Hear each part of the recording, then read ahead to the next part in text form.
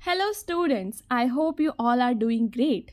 So students, let's discuss some of the most important questions of your MGP 11 in both languages, Hindi and English.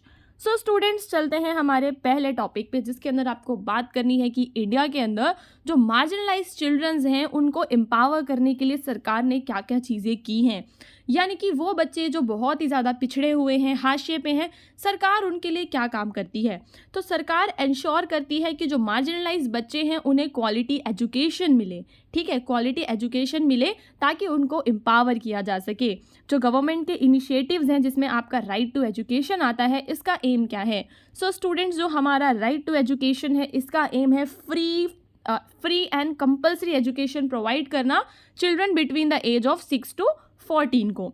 Non government organisations जो हैं यहाँ पर एक significant role play करती हैं, क्योंकि जो NGOs हैं वो भी कहीं ना कहीं मार्जिनलाइज स्टूडेंट्स की हेल्प करते हैं।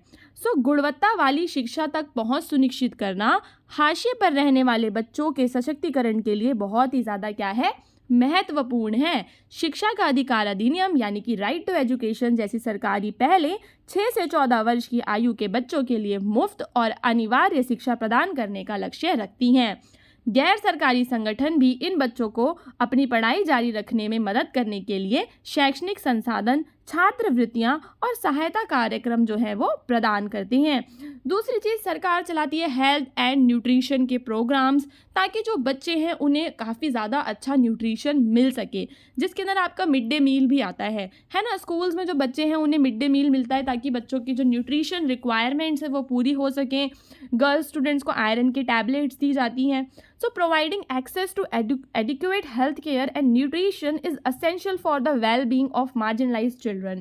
अगर हमें उन बच्चों को क्या करना है, एम्पावर करना है, तो उन्हें हमें अच्छी हेल्थ केयर एंड न्यूट्रिशन देनी होगी।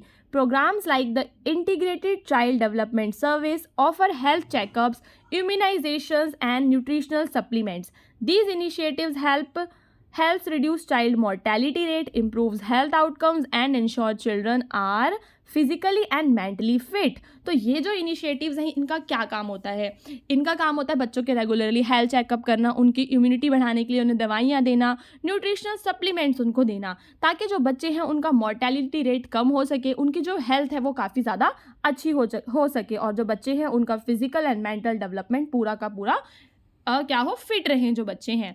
सो पर्याप्त स्वास्थ्य देखभाल और पोषण तक पहुंच प्रदान करना हाशिए पर रहने वाले बच्चों की भलाई के लिए आवश्यक है। एकीकृत बाल विकास सेवाएं जैसी योजनाएं स्वास्थ्य जांच, टीकाकरण और पोषण पूरक प्रदान करती हैं। ये पहल जो है शिशु की मृत्यु दर को कम करने, स्वास्थ्य परिणामों में सुधार करने और यह सुनिश्चित करने में मदद करती है कि जो बच्चे हैं वे शैक्षणिक और सामाजिक गतिविधियों में भाग लेने के लिए शारीरिक और मानसिक रूप से क्या रहें, फिट रहें। देन ये प्रोवाइड करती है legal and social protection, implementing and enforcing law. जो सरकार है उन बच्चों को ऊपर उठाने के लिए उन्हें क्या प्रोवाइड करेगी, लीगल उन्हें कुछ राइट्स देगी, सोशल उन्हें राइट्स देगी, ताकि वो बच्चे जो हैं वो पिछड़े ना रहें।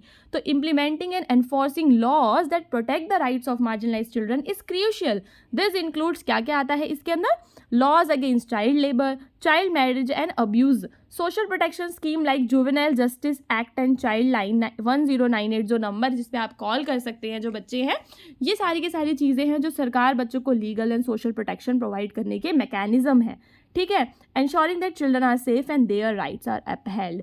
इस सबसे जो सरकार है वो ये एंश्योर करती है कि जो बच्चे हैं वो सेफ रहें और उनके जो राइट्स हैं वो पूरे हों। ठीक है, हाशिए पर रहने वाले बच्चों के अधिकारों की रक्षा करने वाले कानूनों को लागू करना, और उन्हें इसमें क्या क्या आता है, इसमें आपका आता है बाल श्रम, बाल विवाह और दुर्व्यवहार के खिलाफ कानून, किशोर न्याय अधिनियम और चाइल्ड लाइन जैसी सामाजिक सुरक्षा योजनाएं जो हैं वो दुर्व्यवहार की रिपोर्टिंग और समाधान के लिए तंत्र प्रदान करती हैं और सुनिश्चित करती हैं कि जो बच्चे हैं वो सुरक्षित रहें और उनके अधिकारों की रक्षा भी हो। देन सबसे इम्पॉर्टेंट चीज़ जो सरकार है वो बच्चों के लिए skill development and vocational training programmes चलाती है।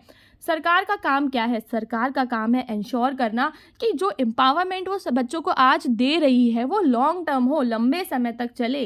तो वो कैसे हो सकता है, जब हम बच्चों को स्किल्स प्रोवाइड करेंगे, जब वो स्किल आएगी उनके अंदर तब वो क्या करेंगे, एम्प्लॉयमेंट लेंगे, अपना बिजनेस शुरू करेंगे। और वोकेशनल ट्रेनिंग प्रोग्राम्स की मदद से जो बच्चे हैं वो क्या करेंगे, कई सारे वोकेशनल ट्रेनिंग प्रोग्राम्स होते हैं जिनसे उन्हें आगे जॉब मिलेगी, ठीक है, और इकोनॉमिकली वो क्या बनेंगे, इंडिपेंडेंट बनेंगे, ठीक है।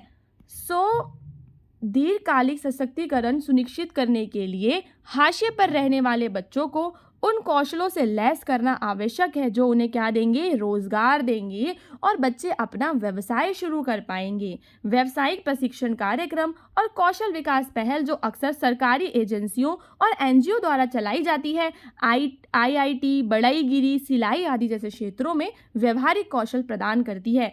ये जो कार्यक्रम है बच्चों को रोजगार के बाजार के लिए तैयार करते हैं और उनकी आर्थिक स्वतंत्रता को बढ़ावा देते हैं। उसके बाद हम बात करेंगे अवेयरनेस फैलाने की, और कम्युनिटीज़ हैं वो आपस में इंगेज हों और जो मार्जिनलाइज चिल्ड्रंस हैं उनकी हेल्प करें। कम्युनिटी बेस्ड प्रोग्राम्स आते हैं जिसमें पेरेंट्स को, गार्जियंस को एजुकेट किया जाता है, उन्हें पढ़ाया जाता है कि एजुकेशन की क्या इंपॉर्टेंस है, हेल्थ की क्या इंपॉर्टेंस है, लीगल राइट्स क्या होते हैं। इससे सोसाइटी का जो एटीट्यूड है उसको बदलने की कोशिश की जाती है, क्योंकि ये जो एटीट्यूड है इसी की वजह से वो बच्चे आज मार्जिनलाइज हैं। अगर हम वो एटीट्यूड चेंज कर देंगे तो जो बच्चे हैं वो आगे बढ़ेंगे। Additionally involving community leaders and local organisations can create a supportive environment for childrens to thrive. तो हमें कैसा एनवायरनमेंट बनाना है, हमें बनाना है सपोर्टिव एनवायरनमेंट। तो हाशिए पर रहने वाले बच्चों के सशक्तिकरण में समुदायों को जागरूक और शामिल करना क्या है, महत्वपूर्ण है। समुदाय आधारित कार्यक्रम माता पिता और अभिभावकों को शिक्षा, स्वास्थ्य और कानूनी अधिकारों के महत्व के बारे में शिक्षित कर सकते हैं। इससे हाशिए पर रहने वाली प्रथाओं और सामाजिक दृष्टिकोण में बदलाव आ सकता है।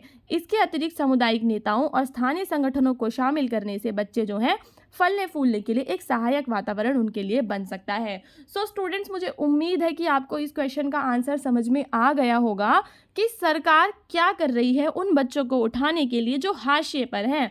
अब हम बात करेंगे महात्मा गांधी का विजन ऑफ ह्यूमन सिक्योरिटी। सबसे पहले हम इसका इंट्रोडक्शन लिखेंगे कि महात्मा गांधी का जो विजन है ह्यूमन सिक्योरिटी का, वो उसके ट्रेडिशनल कॉन्सेप्ट से काफ़ी ज़्यादा ऊपर उठ चुका है। यहाँ पे वो सिर्फ नेशनल सिक्योरिटी की बात नहीं करते कि केवल मिलिट्री की स्ट्रेंथ और प्रोटेक्शन अगेंस्ट एक्सटर्नल थ्रेट, कि भाई दूसरा देश आप पे आक्रमण नहीं कर रहा तो आप सेफ हो, सिर्फ ये नहीं। जो गांधी हैं वो एम्फसाइज करते हैं on the fundamentals of needs of individual, जिसके अंदर उसके social, economic and moral dimensions को भी लिया जाता है। उनके ह्यूमन सिक्योरिटी की जो अप्रोच है वो रूटेड है in the principles of non violence, self sufficiency and social justice. So Mahatma Gandhi का मानव सुरक्षा का जो दृष्टिकोण है वह पारंपरिक राष्ट्रीय सुरक्षा की अवधारणा से परे है, जो मुख्य रूप से सैन्य शक्ति और बाहरी खतरों से सुरक्षा पर केंद्रित है। गांधी ने व्यक्तियों की बुनियादी जरूरतों को पूरा करने के महत्व पर जोर दिया है। ठीक है, किस पे जोर दिया है? जो व्यक्ति हैं उनकी बुनियादी ज़रूरतें पूरी होनी चाहिए। उनका सामाजिक, आर्थिक और नैतिक सारे के सारे आयाम इसके अंदर आते हैं। उनके दृष्टिकोण के जो मेन मुख्य सिद्धांत हैं वो क्या क्या है? अहिंसा, आत्मनिर्भरता और सामाजिक न्याय। सो स्टूडेंट, सबसे पहले हम बात करेंगे अहिंसा की। अहिंसा जो है महात्मा गांधी का जो विजन है, प्रिंसिपल है, उसके अंदर मेन है। उनका विश्वास है कि एक सच्ची सोसाइटी वायलेंस के साथ पीसफुल तरीके से, म्यूचुअल रिस्पेक्ट से आ सकती है। वायलेंस से हम कुछ नहीं कर सकते, ठीक है। हम कैसे कर सकते हैं? जब हम पीसफुल तरीके से रहेंगे। तो non violence involves not just the absence of physical violence. Non violence का क्या मतलब होता है? आपको मैं पहले भी बता चुकी हूँ 5-6 बार कि नॉन वायलेंस का मतलब केवल ये नहीं होता the absence of physical violence, but also the avoidance of exploitation and injustice. तो अहिंसा में ना केवल शारीरिक हिंसा का अभाव शामिल है, ठीक है। ये नहीं कि शारीरिक हिंसा नहीं हो रही तो अहिंसा हो गया, बल्कि उसमें शोषण और अन्याय से भी बचना शामिल है। गांधी का दृष्टिकोण संवाद और समझ के माध्यम से संघर्षों को सुलझाने, शांति की संस्कृति को बढ़ावा देने का समर्थन करता है। नाउ स्टूडेंट्स, हम बात करेंगे सेल्फ सफिशिएंसी की। तो महात्मा गांधी का जो कॉन्सेप्ट है स्वदेशी, वो क्या करता है? वो बात करता है इकोनॉमिक सेल्फ सफिशिएंसी की at the individual and community levels. He believed that dependence on external sources, वो क्या कहते हैं कि अगर हम दूसरों पे डिपेंड रहेंगे अपने गुड्स और सर्विस के लिए तो कभी भी सिक्योर नहीं हो पाएंगे। तो हमें क्या करना है? लोकल प्रोडक्शन करना है, लोकल कंजम्पशन करना है, तभी हम हर तरह से क्या रहेंगे? सिक्योर रहेंगे और सच्ची ह्यूमन सिक्योरिटी पा पाएंगे। तो this principle also supports environmental sustainability. साथ ही साथ वो सस्टेनेबल एनवायरमेंट की बात करते हैं कि हमें अपना कार्बन फुटप्रिंट क्या करना चाहिए? कम करना चाहिए। क्योंकि वो कैसे कम होगा? अगर मैं दूर के देशों से सामान मंगवा रही हूँ तो ट्रांसपोर्टेशन में कार्बन तो जा ही रहा है ना, कार्बन गैस रिलीज हो रही है। गाड़ियाँ चल रही हैं, ये अगर हम अपने ही गाँव में सेल्फ सफिशिएंट हो जाएंगे तो हम अपना कार्बन फुटप्रिंट क्या है वो कम कर पाएंगे। गांधी की स्वदेशी की अवधारणा व्यक्तिगत और सामुदायिक स्तर पर आर्थिक आत्मनिर्भरता की वकालत करती है। उनका मानना था कि आवश्यक वस्तुओं और सेवाओं के लिए बाहरी स्रोतों पर निर्भरता सच्ची सुरक्षा को कमजोर करती है। स्थानीय उत्पादन और खपत को बढ़ावा देकर समुदाय अपनी आर्थिक स्थिरता और लचीलापन सुनिश्चित कर सकते हैं। यह सिद्धांत वस्तुओं के लंबी दूरी के परिवहन से जुड़े कार्बन पदचिह्न को भी कम करके पाया जा सकता है। नाउ महात्मा गांधी बात करते हैं सोशल जस्टिस की। तो महात्मा गांधी का जो विजन है ह्यूमन सिक्योरिटी का includes the pursuit of social justice, ensuring that all individuals have equal access to resources and opportunities. जितने भी आपके इंडिविजुअल्स हैं सबको रिसोर्सेज और अपॉर्चुनिटीज मिलें। He strongly oppose social hierarchy and discrimination. उन्होंने किस चीज़ को अपोज किया? डिस्क्रिमिनेशन को, भेदभाव को, discrimination based on caste, religion और gender. So by advocating for the upliftment of the marginalised communities, Gandhi aim to create a society where everyone could live with dignity and security. His efforts towards eradicating untouchability and promoting women's rights are key examples of this principle. तो गांधी ने मानव सुरक्षा दृष्टिकोण में सामाजिक न्याय की खोज की, यह सुनिश्चित करते हुए कि सभी व्यक्तियों को संसाधनों और अवसरों तक क्या हो, उनकी समान पहुंच हो। ठीक है, सभी व्यक्तियों की संसाधनों और अवसरों तक समान पहुंच हो। उन्हें जाति, धर्म, लिंग के आधार पर सामाजिक पदानुक्रम और भेदभाव का कड़ा विरोध उन्होंने किया। हाशिए पर रहने वाले समुदायों के उत्थान की बात की और उनका उद्देश्य ऐसा समाज बनाना था जहां पे सबकी गरिमा और सुरक्षा का ध्यान रखा जाए। अस्पृश्यता को समाप्त किया, महिलाओं के अधिकारों को बढ़ावा दिया। इन सारी कोशिशें जो हैं उनके ह्यूमन सिक्योरिटी के सिद्धांत में महत्वपूर्ण है। महात्मा गांधी एक होलिस्टिक डेवलपमेंट की बात करते हैं। वो बात करते हैं जिसमें बंदे की physical health, mental wellbeing, spiritual growth सारी चीज़ें हों। सिंपल लिविंग को बढ़ावा देते हैं। साथ ही साथ क्या कहते हैं कि हमें क्या करना है, अपना इनर डेवलपमेंट करना है और मटीरियल और स्पिरिचुअल नीड्स के बीच में एक बैलेंस बना के रखना है। So by fostering a sense of community and interconnectedness, Gandhi's approach aims to create a supportive environment where everyone can thrive. Gandhi का मानव सुरक्षा दृष्टिकोण समग्र विकास पर जोर देता है जो व्यक्तियों की समग्र भलाई पर केंद्रित है। ठीक है, क्या होना चाहिए? व्यक्तियों की समग्र भलाई होनी चाहिए। इसमें शारीरिक स्वास्थ्य, मानसिक कल्याण और आध्यात्मिक विकास शामिल है। उन्होंने सरल जीवन को बढ़ावा दिया जो व्यक्तियों को उनके आंतरिक विकास पर ध्यान केंद्रित करने और भौतिक और आध्यात्मिक जरूरतों के बीच संतुलन बनाए रखने के लिए प्रोत्साहित करता है। समुदाय और पारस्परिक संबंध की भावना को बढ़ावा देकर गांधी का दृष्टिकोण एक सहायक वातावरण बनाने का लक्ष्य रखता है जहाँ पे हर कोई फल फूल सके। नाउ स्टूडेंट्स, ये जो क्वेश्चन है बहुत ही ज़्यादा इंपॉर्टेंट है। इसके अंदर आपको मेन फीचर्स बताने हैं अनऑर्गेनाइज लेबर के। अनऑर्गेनाइज लेबर का मतलब होता है असंगठित श्रम। वो लोग जो असंगठित जो सेक्टर है वहाँ पे काम करते हैं। सबसे पहली चीज़ क्या होती है, उनका जो एम्प्लॉयमेंट का नेचर होता है वो इनफॉर्मल होता है। आपका जो अनऑर्गेनाइज लेबर है इंडिया में is characterise by is informal nature. Workers in this sector often lack formal employment contract. ना तो उनके साथ कोई कॉन्ट्रैक्ट होता, ना ही उन्हें कोई health insurance, paid leave, retirement, pension कुछ भी नहीं मिलता। वो बस काम करते हैं, अपने पैसे लेते हैं और चले जाते हैं। तो देयर एम्प्लॉयमेंट कैसी होती है? प्रिकैरियस होती है with fluctuating income and job instability. उनकी इनकम जो है फ्लक्चुएट होती रहती है और हमेशा जो नौकरी है वो अस्थिर रहती है। तो भारत में असंगठित श्रम का अनौपचारिक स्वभाव इसका प्रमुख लक्षण है। इस क्षेत्र के श्रमिकों के पास अक्सर औपचारिक रोजगार अनुबंध नहीं होते, जिसका मतलब है कि उनके पास नौकरी की सुरक्षा या स्वास्थ्य बीमा, सवेतन अवकाश या सेवानिवृत्ति पेंशन जैसी कोई भी सुविधा नहीं होती। उनका जो रोजगार है वह अस्थिर होता है, जिसमें आय में उतार चढ़ाव और नौकरी की अस्थिरता शामिल होती है। जो वर्कर्स हैं जो अनऑर्गेनाइज सेक्टर में काम करते हैं उन्हें मिलते हैं लो वेजेस, कम उन्हें पैसे मिलते हैं। Often below the minimum wage prescribe by the government. सरकार के द्वारा जितना मिनिमम वेज प्रिस्क्राइब किया गया है उससे भी ज़्यादा कम उन्हें मिलता है। This sector is also prone to exploitation. और यहाँ पे क्या होता है? एक्सप्लॉयटेशन भी बहुत ज़्यादा होता है। वर्कर्स जो है उन्हें लंबे लंबे समय तक काम करना पड़ता है, वर्किंग कंडीशंस खराब होती हैं और कभी कभी ये लोग चाइल्ड लेबर भी करवाते हैं। So the lack of regulatory oversight exacerbate these issues. और सरकार अगर इन पे ध्यान नहीं देती तो ये इशूज़ और ज़्यादा बढ़ते जाते हैं और जो वर्कर्स हैं वो अपने एम्प्लॉयर्स के द्वारा एक्सप्लॉइट होते रहते हैं। तो असंगठित क्षेत्र में श्रमिक आमतौर पर कम वेतन कमाते हैं, जो अक्सर सरकार द्वारा निर्धारित न्यूनतम वेतन से भी कम होता है। इस क्षेत्र में शोषण क्या है, आम बात है। श्रमिकों को लंबे घंटों तक काम करना है, खराब कार्य स्थिति में काम करना है, बाल श्रम भी ये लोग करवा लेते हैं। क्योंकि इन पे कोई निगरानी नहीं रख रहा तो इनका शोषण क्या है, और ज़्यादा बढ़ता जा रहा है। इनके पास किसी भी तरह की कोई भी सोशल सिक्योरिटी नहीं होती। ठीक है, सबसे बड़ा जो चैलेंज है वो यही है, एब्सेंस ऑफ सोशल सिक्योरिटी। ठीक है, इन्हें प्रोविडेंट फंड नहीं मिलता, ग्रेचुइटी नहीं मिलती, social insurance. Workers in this sector are left without a safety net. ठीक है, तो भविष्य निधि, ग्रेचुइटी और सामाजिक बीमा जैसी सुविधाओं तक पहुंच के बिना इस क्षेत्र के श्रमिकों के पास सुरक्षा जाल नहीं है। This lack of social security makes them particularly vulnerable. ये लोग क्या हो चुके हैं, बहुत ही ज़्यादा वल्नरेबल हो चुके हैं। इकोनॉमिक डाउन टर्न्स आ गए, हेल्थ इमरजेंसीज हो गई।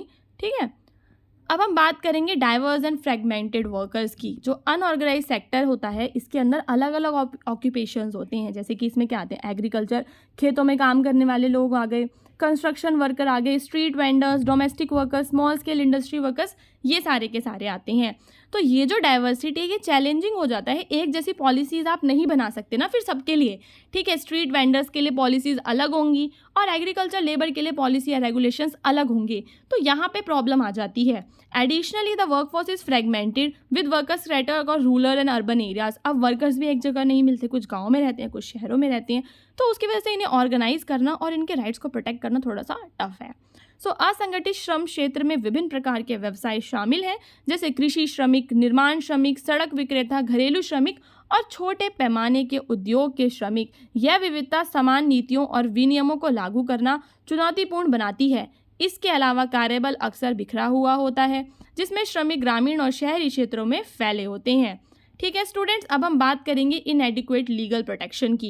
इन लोगों को जो सरकार है वो लीगल प्रोटेक्शन प्रोवाइड नहीं कर पाती। हालांकि कई सारे कानून बनाए गए हैं, जैसे कि unorganised worker social security act 2008। ठीक है, पर इसका इन्फॉर्मेंस क्या है, इसे लागू करना क्या है, वीक है। Many workers are unaware of their rights और हाउ टू क्लेम दैम। काफ़ी सारे जो वर्कर्स हैं उन्हें नहीं पता अपने राइट्स को कैसे क्लेम करना है। Furthermore legal mechanism are often inadequate and inaccessible. पहली चीज़ क्या, इनकी पहुंच ही नहीं होती लीगल मैकेनिज्म्स तक, तो इस वजह से जो वर्कर्स हैं वो काफ़ी सारे एक्सप्लॉइटेड रहते हैं।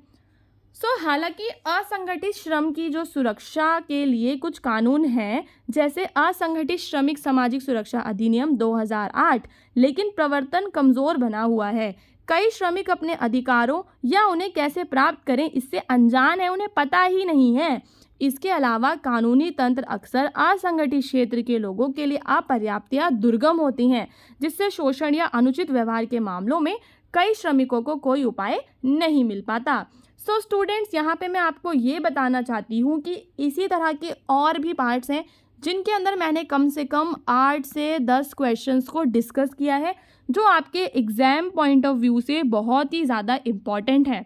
वो जो पार्ट्स हैं उनका लिंक जो है मैंने डिस्क्रिप्शन में दिया हुआ है। दूसरी चीज़, आप पिन कमेंट में जाकर भी देख सकते हैं, उस लिंक को एक्सेस कर सकते हैं। और प्लेलिस्ट के अंदर जितने भी वीडियोस हैं सबको लाइन वाइज देखो, चाहे कैसे भी देखो, सारे के सारे आंसर्स आपको लर्न कर लेने हैं, ताकि जो आपका एग्ज़ाम है वो बहुत अच्छा हो सके। ऑल्सो स्टूडेंट्स, अगर आपको ऐसा ही और कंटेंट चाहिए तो चैनल को सब्सक्राइब करना ना भूलें। ठीक है।